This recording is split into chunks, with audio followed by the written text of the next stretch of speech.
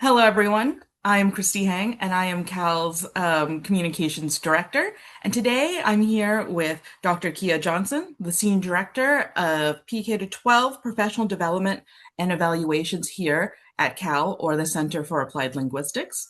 And I'm really excited because today we are talking about her new research brief, which you can find on cal.org. The research brief is titled Bless Your Heart Leadership Advancing Equity in Rural and Low Incidence EL Programming. It's a fantastic look at innovative ways that schools and teachers are using resources.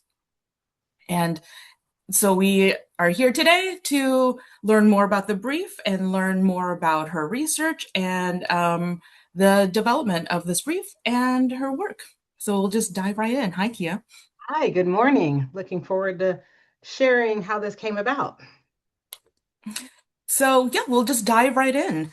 I'm from Texas, I'm a Southerner, and your work is titled Bless Your Heart Leadership. For many people, that phrase carries a negative or dismissive connotation. Why did you choose that title, and how are you intentionally reframing what bless your heart means in your research? I'm not from the South. I mean, Maryland's like right above the South. But I also usually hear bless your heart in that negative connotation. So my response or my idea to name this that way was actually really intentional. Surprisingly, this was not the original title of this work. As I set out to do the study, I was just looking to research low incidence districts in Virginia, and coordinators in those districts are across all types of backgrounds and identities and experience. But as I'll explain kind of later, just who the audience of my interviewees ended up being reframed how a lot of the conversation went.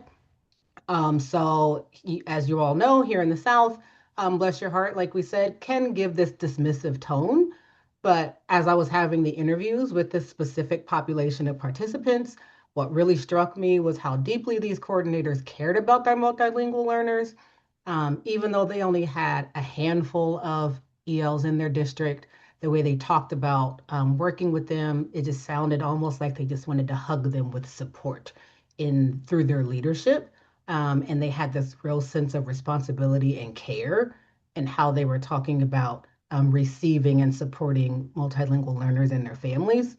So in my mind, I started kind of hearing this like bless your heart in this like more empathetic and less of a condescending way, because it was just me listening to these leaders talking about navigating the complex situations they have. They had limited resources. The demographics are very different for them.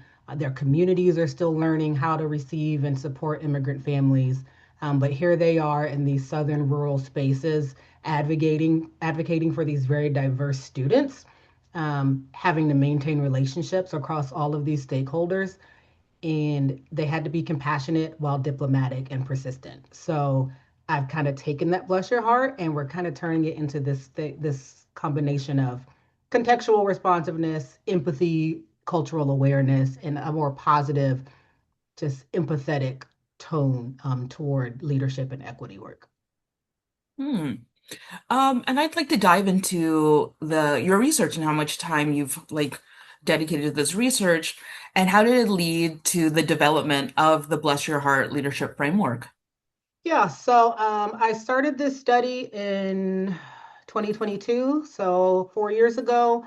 I used to work at the Virginia Department of Education, and in that work, I supported these low incidence districts when they were planning the funding for their Title III work. So as I entered my doctoral program, I really wanted to elevate their stories because I had the opportunity to visit these districts and really monitor them for compliance to Title III law, guide them in that work, but then also hear about these wonderful things they were doing in these spaces that are often forgotten because most of the time they have, like I said, a handful of L's. These districts receive less than $10,000 from Title III funds, which is designated for English learner programming. Um, and the things that they're able to do are pretty amazing considering that it's really not supported by Title III funding, even though they have to comply with Title III law. So in this study, I interviewed these coordinators and also analyzed any of them that had program handbooks about their EL programming. And what really stood out is that they were extremely adaptive and they really based their work in relationships instead of your traditional leadership models. Because a lot of times because they had such a small number of English learners, their districts couldn't justify having a full-time Title III coordinator. So these are people who not only were overseeing Title III programs, but they were overseeing maybe the other federal funding for like Title I, II, and IV. Some of them are special education coordinators, professional development. One of my participants is actually the EL teacher in the district as well. So she had a caseload of the ELs and was managing the Title III funding and monitoring compliance. So in the interviews I had with them, we kind of talked about how wearing all of those hats, they're really navigating these compliance requirements in these very creative ways. And I got this opportunity to hear about their partnerships, their advocating for resources, and how they were able to really just solve a lot of logistical and kind of systemic issues, despite being such a unique context. And in those conversations, the patterns that began to emerge were really about just relationships, strategic advocacy, and place-based problem solving. So we were able to have these really strong conversations about how they were still able to do equity work with very little dollars designated for that specific programming, and combine that empathy with adaptability and strategic action to make sure that they could do what was necessary for their multilingual learners from this empathetic space. Hence me terming it ended up being bless your heart leadership. Mm. That kind of flows into our third question about the teachers featured in your research. And it sounds like they're they're very dedicated and creative in their work, and it seems like very hard work with a lack of resources or minimal resources, and for that population size. Like you don't get the scale of numbers, right? You don't get those impressive big data numbers, but the work is still very vital and important. Absolutely. Um, in addition to kind of going outside of those traditional leadership models, what stood out to you in this like new leadership that they were kind of forging, and were there similarities in how they supported their multilingual learners despite different situations? Absolutely. They were all very creative, very persistent, very resourceful, and so passionate. Like that was evident across all of my participants. There were 8 participants total, represented 6 districts here in Virginia, all of them working with very small budgets, very limited staff, but they were stretching resources and building these partnerships that I just thought was amazing. Again, when I entered into this research, I was looking at it from this lens of distributive leadership, how this distributive justice framework of if you're getting less than $10,000 for a program designated for English learners and you have to comply with Title III law, how are you running a compliant program for those kids with less than $10,000? And so my thinking was these conversations were really going to be about this complaint of it's not enough money and we aren't and we're struggling and it's hard and all of these things. But there was a quote that came out of this interview that just really shifted all that thinking when one of my coordinators said, to me, the money is never the issue. And my jaw kind of just dropped because I was like, this whole time I'm thinking everyone's coming to me saying, we do need more money, which of course they always do. But none of them really had this narrative of having limited Title III funding being this barrier because they were just creative in finding other ways to support the students because it just had to be done. These kids needed it. So when I heard that the money wasn't the issue, I'm thinking, how is it true that in these districts with these small Title III allocations, are they still able to do this? And so what I heard was, the challenge is just leveraging what they do have and being creative in braiding their funds across other title programs when it applied. Title I can support some of their work. Title II could support some of their work.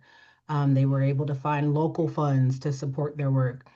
They got creative and they used their community. That was that relationship and place-based work that I was seeing, where some of them partnered with local universities to bring in tutors and to support their translation because they didn't have the funding in Title III to afford a translation partner. So the university provided people for free.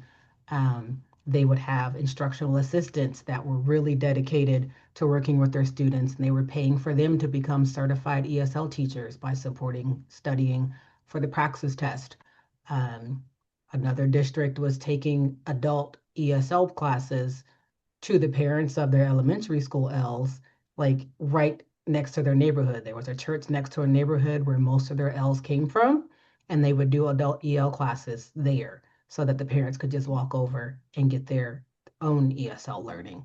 Um, so in all of that, I was just really seeing this similar mindset across all of them, that they're all thinking beyond the classroom. They were thinking outside of this limited Title III funding, and they were kind of just asking themselves, like, how do we support the whole child and their family? And how are we going to remove barriers so they can access their education? Because one, it's a legal requirement. We still have to make sure that happens. And two, these students deserve that just as all students. And so their place-based problem solving just kept showing up in all of these interviews.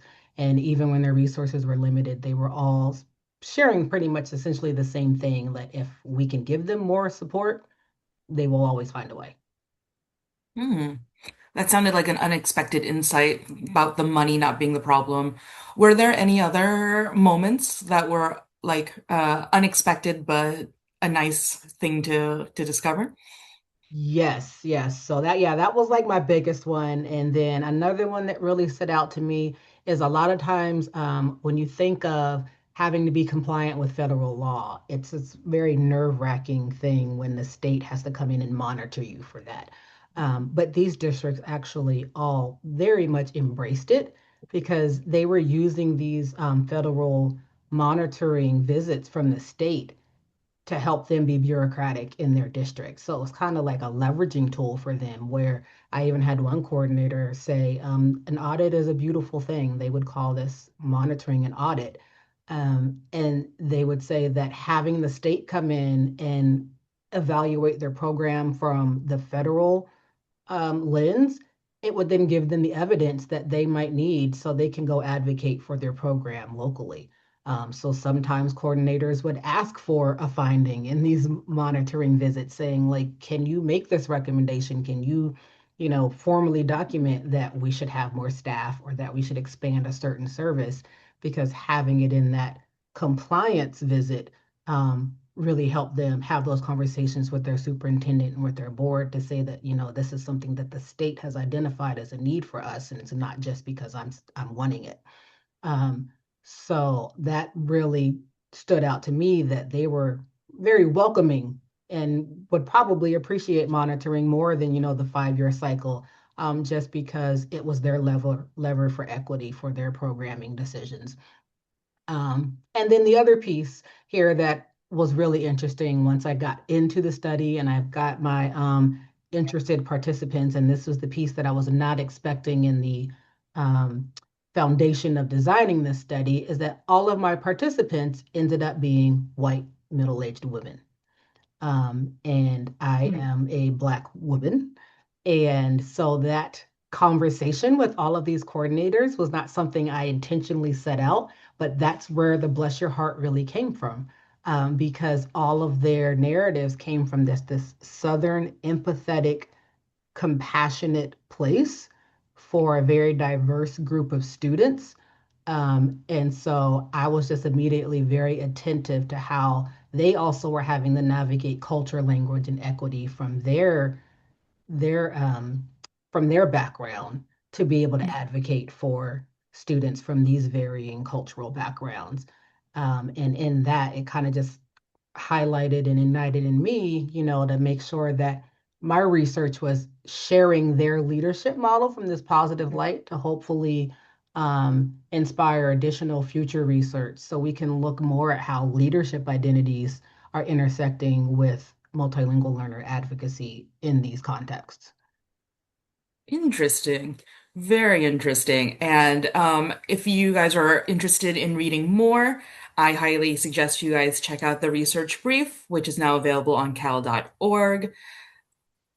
Reframing to the brief, um, as a taster for people who are interested in checking it out, what are some of the key takeaways from that brief that you hope listeners walk away with?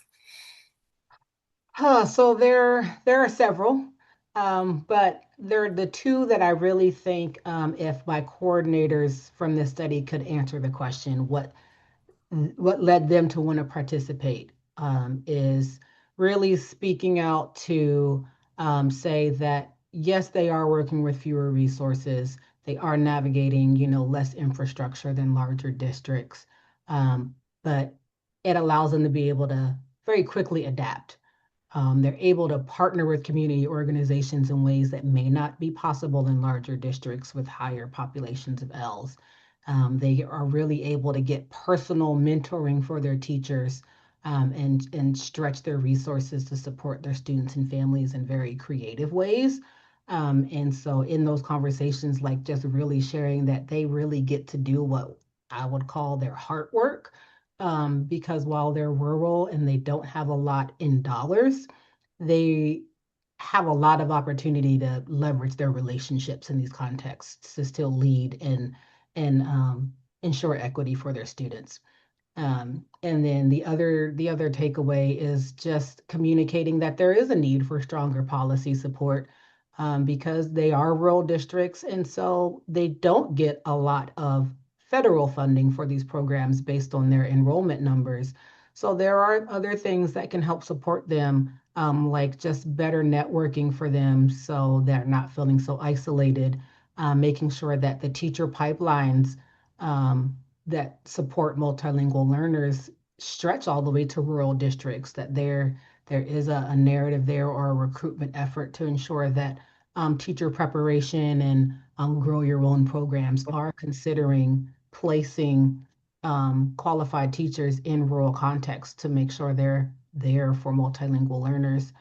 And so I'm hoping that this study just inspires leaders to go beyond just, having to rely on ingenuity and really advocating for some stronger systems and policies so that rural communities can have even more support to do the work. Hmm. Who did you have in mind as the primary audience for this brief and this research, and who else do you hope finds themselves reflecting on it? So my initial thinking in my recommendations out of my research, I really tiered it toward district leaders, educators, and policymakers. And those are the individuals in the rural or low incidence districts. And my hope is that they can read this brief and either even find just a little piece of something that will help one validate that they are doing work that matters, um, brings attention to their context, highlights their ingenuity, but then also inspires additional commitment from outside of their role to really see that that population, the multilingual learner population, does exist even if in small numbers, and that there's just additional support that's needed. And then I'm hoping that your state education agencies or your state departments of education that's providing the technical assistance for Title III and those leading teacher prep programs are really going to find it useful as well, so they can maybe find creative ways to provide support that trickles down to rural context. And hopefully that will inspire them to ensure there's some more collaboration across districts, some leadership preparation when placing coordinators in these roles in these districts, and finding ways to make sure professional learning reaches to the educators of the multilingual learners in these districts. What I loved about this research and this brief, and what really inspired me to ask you for this interview, is I love that this research has real world application, and it takes it out of, you know, the academic journals, and it actually has can really help people in classrooms.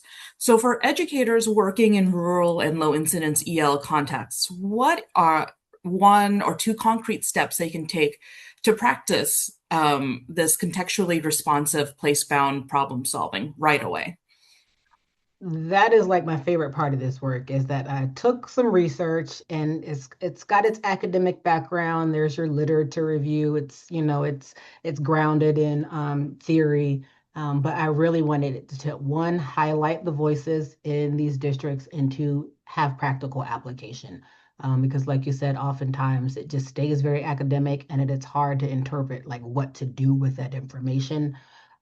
So two things that I think are the easiest to take away from this and can be implemented quickly is working on relationships. So anybody who is reading this and maybe leading in a program or want to know how they can support multilingual learner programs in rural districts, find ways to connect community organizations. Don't forget about your local colleges, your public library systems, your other wraparound services and your families of your multilingual learners. Oftentimes, they come into these contexts and they may be small business owners. They're your multilingual individuals themselves, and they are assets as well. So, using them as some untapped community resources to support students in and outside of your buildings, as I think something that you can start on right now.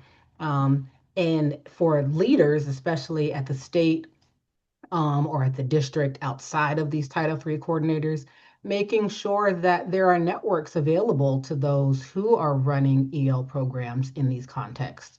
Because, like I said, these leaders often feel very isolated because one, they're coordinating a program for, less than 100 students in their district.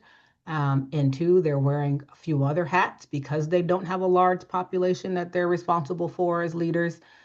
So just making sure that they have a network for themselves outside of themselves in their districts. So, for example, my study again happened in Virginia.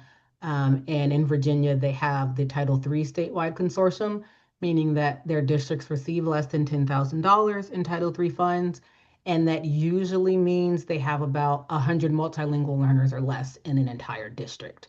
And what Virginia does for those districts, everybody who meets that criteria, they make them one big pot of Title III funds from the state.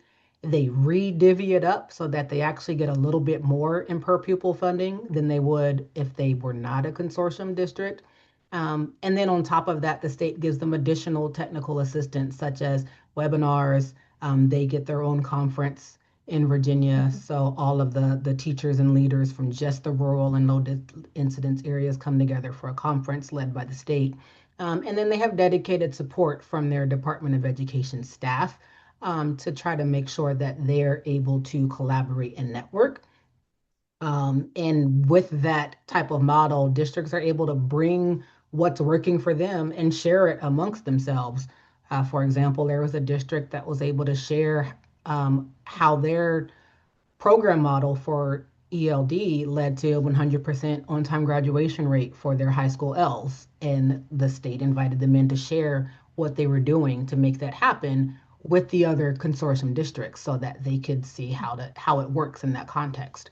And they wouldn't have gotten that story or that information just being by themselves without that networking opportunity. So making sure that there are some tools and ways for them to network outside of the district, but with others in similar contexts, in rural, low incidence contexts, I think is something that you could start fairly quickly with even just, an email chain or a Facebook group or a webinar series. It doesn't take a lot. It doesn't take a lot of resources, but just having a way for them to be able to share their expertise and make sure they're all running their programs equitably and have somebody to lean on when they need that help in being able to justify any services or strategy that they want to implement. Fantastic. I think that's a wonderful way to end this interview with very approachable and realistic steps for people who are interested in in trying to apply this and gathering communities. Thank you so much, Dr. Johnson. You're very welcome. I really enjoyed doing this research. I welcome any questions. We'll have our contact information available in the descriptions or anything related to posting these. And you can reach out, and I'd love to chat more about it because if it's sparking conversations that's supporting those contexts, then the brief is doing its job. Thank you.